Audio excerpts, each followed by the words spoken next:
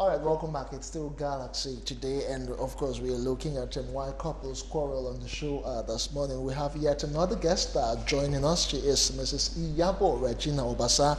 She's the president of the Counseling Ambassadors Organization. Good morning to you, ma'am. Many thanks for joining us on Galaxy Good morning. today. I'm happy to be here once Yes. again. Yes, ma'am. We're looking at why couples quarrel. We know that every marriage is no marriage is same. Yes. Yeah, but then we know that even at that, no marriage is perfect. Yeah. But we'd like to know what are the cogent reasons why couples quarrel. Thank you very much. There are a lot of reasons why couples quarrel. Number one, we're not from the same background, and the way and manner each person was brought up is different. So it's like two nations coming together. But we should go back to something. When God created the world, he created Adam. And he found out that it is not right for Adam to live alone. So that is the reason why the woman was brought. And if you go back to Genesis, he says male, female, he created them. So he now had to make Adam sleep before bringing out the woman from Adam. He now said, I find a helpmate for him. Adam saw the woman and was happy. Because all along, he was only creature, created in God's image. All others, animals, whatever, there were many. They could talk to themselves in whatever language they would talk to, only him. And now, something is very, very cogent, which we do not take into cognizance. He says, for this cause will a man leave his father and mother, cleave, unite with his wife. Two of them will become one. Going back to male, female, he made them. But in most cases, what happens here? And then if we go further to Ephesians 5, he says, wives, submit to your husbands. Husbands, love your wives. Why did he say that? Who was tempted? It was the woman, it was Eve. And he fell for whatever the Satan brought. That's what we read in the Holy Book. At times, it may not even be the woman now that will be the cause. It may be the man, but definitely it will be one person. How do we allow the serpent, in quote now, to enter? When we were cutting or we didn't see anything that was wrong with any one of us. Or even if we saw, we were able to manage it. So why would you now, when you are now married, you cannot? It is because maybe greed are setting. Because if we go back, because I'm taking my own from the Bible, what were the things that made Eve to eat that which God said they should not eat? It was not because Adam did not tell her. Adam told her. The serpent, whatever the serpent now represents, will come quietly, sneaky. We were even told that the serpent was the most yes, of all animals. Something will come in.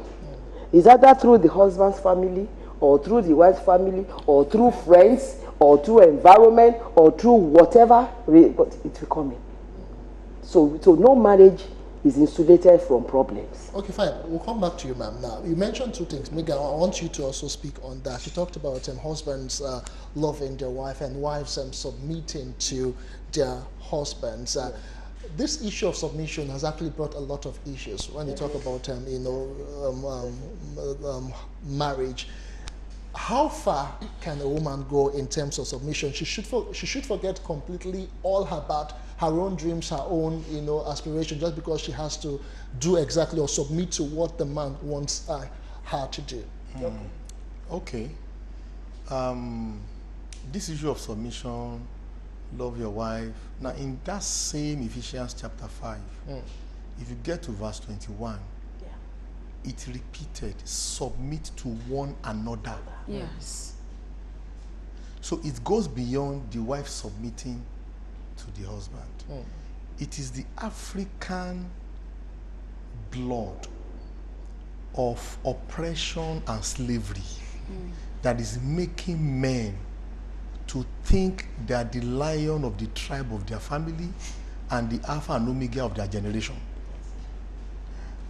Listen, whatever you plant into a woman, you receive value-added life. Exactly. When you, if you give her sperm, she gives you a child. So give her trouble, she gives you humiliation. This is key. You don't say because you are the husband, then your wife has no say. That's why I said in the first segment that we campaign, or we tell people to have family constitution comprising of your values, your virtues, and your visions. Those 3 V's. Where you are coming from, the good you saw in your parents, bring it down. The bad, your father was beating your mother, it will be suicidal for you to bring it into your own marriage. As a matter of fact, the stupidity. Now, let me correct an impression. Yes, Adam told Eve about, God warned them about the fruit of the tree of life. But the question is this: what happened when the sneaky image, you don't want to call it serpent? What happens when the greed? What happens when the deception? What happens when whatever comes in and talk to the wife and the wife agreed? It means that the wife had been having a perfect communication with whatever sneaked in better than the husband. Does that make sense to you? It means there is a relationship. I don't know you before. I just give you a pack of juice and you take it. I mean, you will listen to Justin as your colleague day in, day out better than I. Yes or no? Yes. Because there is a work relationship. Yeah. That was exactly what happened to Adam and Eve. Sorry, please. So, I like to say I also want to say lack of communication between husband and wife is what will also give room for communication between whether man and somebody else, a third party, or wife and third party.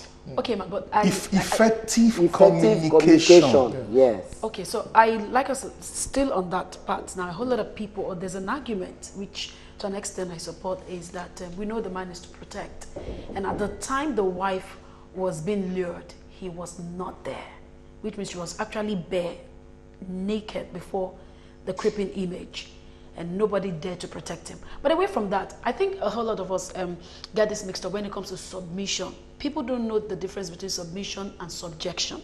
Can you please be clear about it? Because a whole lot of people, I'm bringing this up because I've had a bit of issues with men who just believe women are to submit.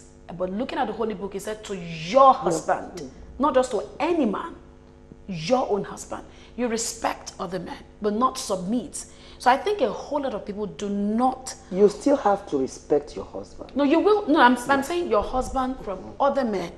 You know, because like what he said, the African setting, men who believe in slavery and oppression, once you're a woman, they expect some level of, and as a woman, you know that some things are meant for your husband, not for everybody. So maybe you should do a bit of clarity. Some people they refuse to go to the dictionary to understand the difference between submission and subjection.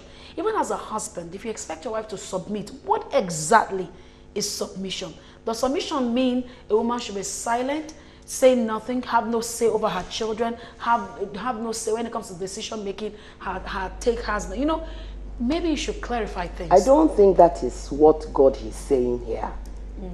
I want to borrow from what he said. You see, when we are coming together, maybe if now people are getting the understanding of what a marriage is. Let me tell you something. I tell those who I mentor, and I tell them, during courtship, you should definitely learn about that man. It's not just about being blind and talking about love. Love, yes, good, but at the same time, because that is where this submission and subjection will come in. If you are the type of person that wants to go up there, and you are cutting a man who is intimidated even right from beginning with you, with what you are doing, just know that both of you cannot gel. And so just find a way of getting out of that relationship and move on to somebody. I'm not saying majority of men are kind of, how do I put it? They do not actually want the woman to. It's not every man. If you come today, you are going for a meeting, you want to go to like me, I'm always on the move. I from London to back to Nigeria, back to whatever, and so on. So it is somebody who understands that this is the way Iyabo is wired, this is what she has come to do in this world, and is supportive of that. That is why I put here, you have to do some elements of auditing between yourself and the man that you want to marry. Just like he said, that there should be a family constitution. That's what I said I want to borrow from him. When you are, marriage is a serious matter. It's not just a matter of that day that everybody will be dancing palongo and everything, and then spending so much money. The real marriage is after that. Reception. Yes, after that. You now sit down. I want to I want to excel in my career. And at the same time, of course, I know I have to look after the family. I have to do that. What exactly do you want to do?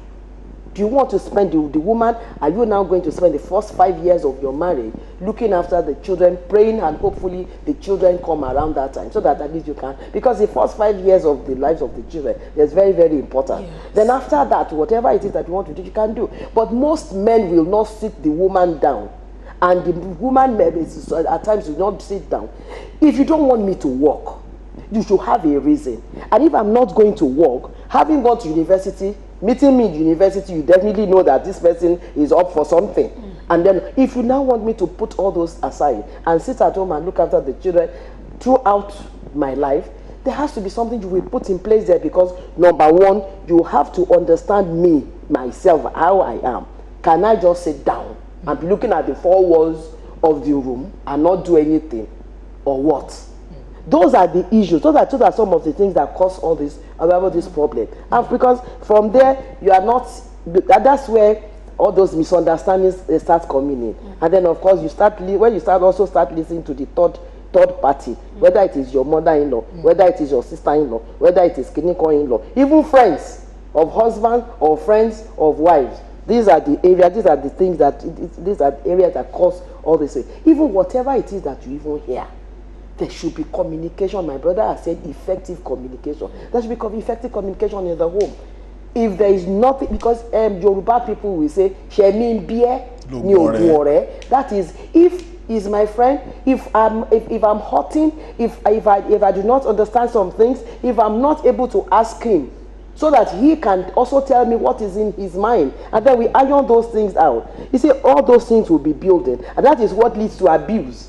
It's not just the physical abuse, emotional abuse, and all those abuses. Those are the things that bring them. Because and then at times they could come to a time when the thing has been you're bottling it up in your mind, and then the man goes violent. Okay, fine. I want us to still talk about something. Most times, from what I hear during marriage counseling, they talk about both of you should always discuss and not try to bring the third party. But at what point in time do you really go out outside both of you and then bring in somebody, a professional help to address issues that you might not ordinarily solve by yourself? Okay, now, there are so many factors that are discussing this disagreement. We've only mentioned a few. Yeah. Sex is there. Yeah. Uncleanliness is there. Yes. False memory syndrome is there. Carrying over of what your father did to your mother is there. Thank you.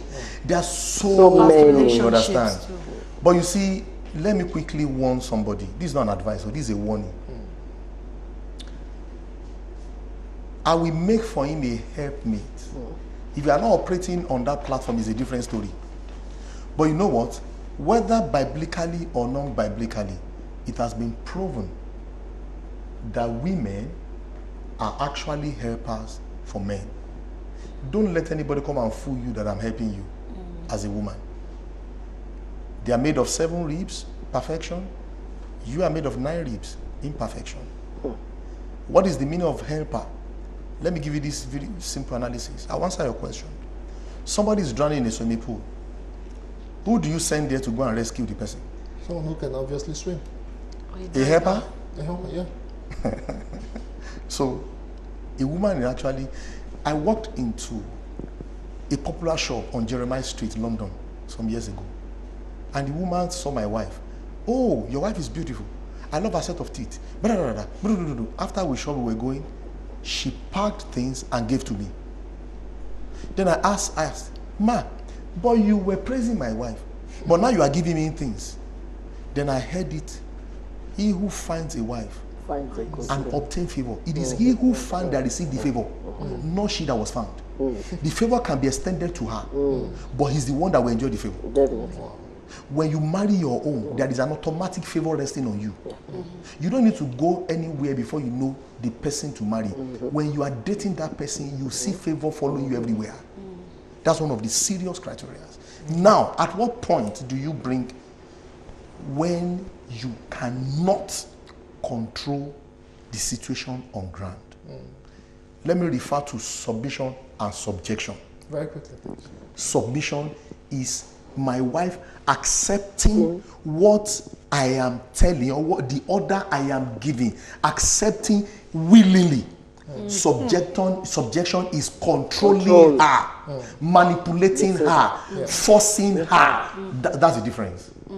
So the husband, so it is the work of the husband, according to what Apostle Paul admonished, that deal with your woman in knowledge.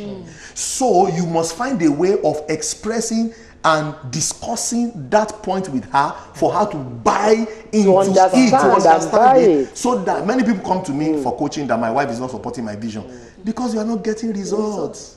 If you are getting results and your wife is seeing the result, she will buy into it. You understand? So when you don't know how to go about, many of us, we don't have the skills and the wisdom. Many of us will have the wisdom, we don't have the skills. So get a professional.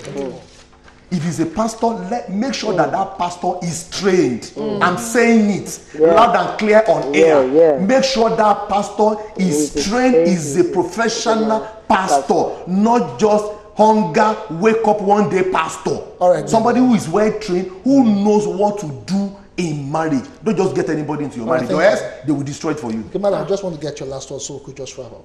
Just let's go back to the basic. That is the Bible. Let's go back to God, because He is the one that created us, and He's the one that has given us the manual with which we will walk. You want to put on your television, you need a manual for you to understand the way it works. So, in anything, whether a serpent has entered, whether it has not entered, whether whatever it is, go back to God. Just make sure that you go on your knees and then ask God how to go, how to move ahead. Thank you so much, Ma. Let's at that.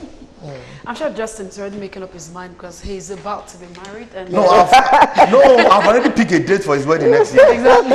All right, this is not about me. All right, we've been told what to do as regards suicide prevention, and of course, what to do when we're having a bit of issues and squabbles in our household, and when the relationships are going all right, that you need a whole lot of discussion and need effective communication.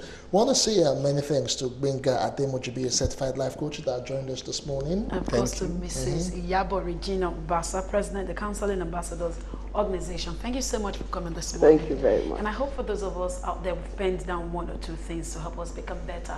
And of course, a way to prevent suicide and of course, make our home a better place. We'll do this same time again tomorrow. I am Uche Onyeko. Have a splendid day ahead.